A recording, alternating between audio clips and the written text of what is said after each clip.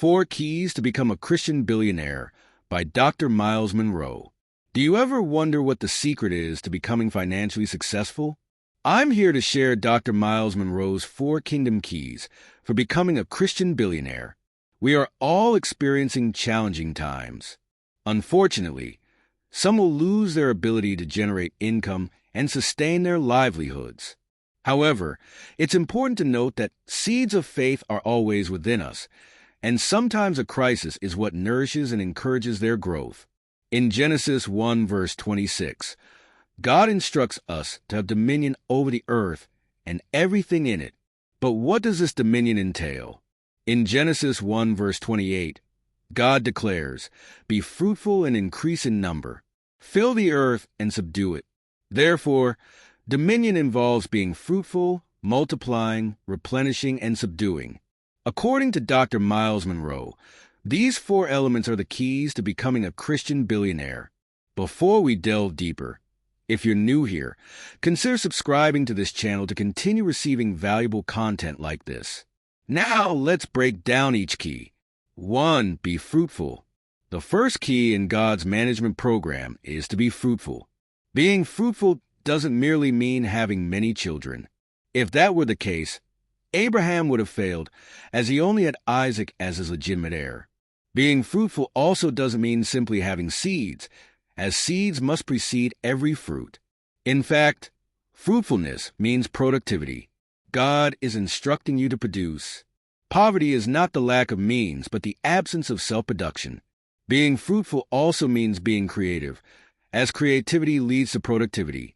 Remember, God didn't give Abraham a chair. He hid it in trees.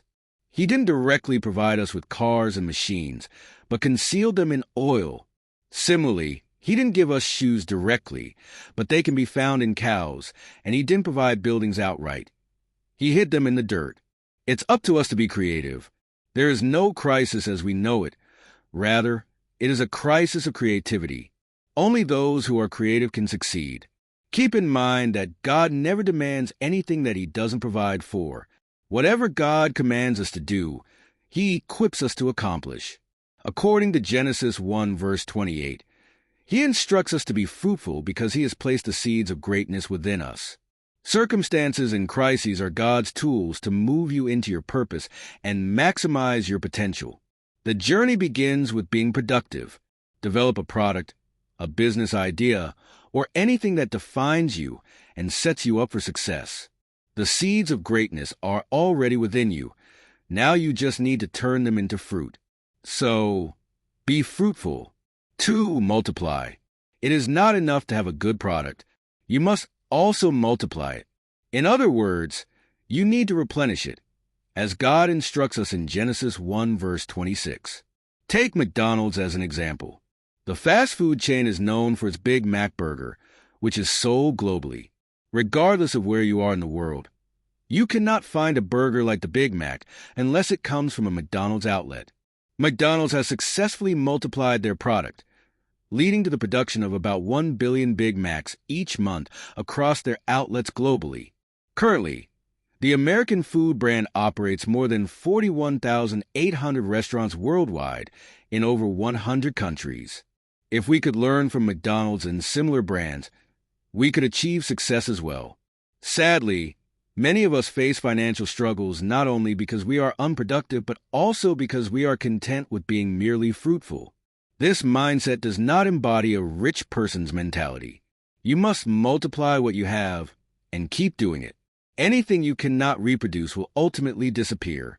You must decide whether you will rob the world or bless it with the rich, valuable, untapped resources locked away within you. If you choose to bless the world, you need to start reproducing. 3. Replenish.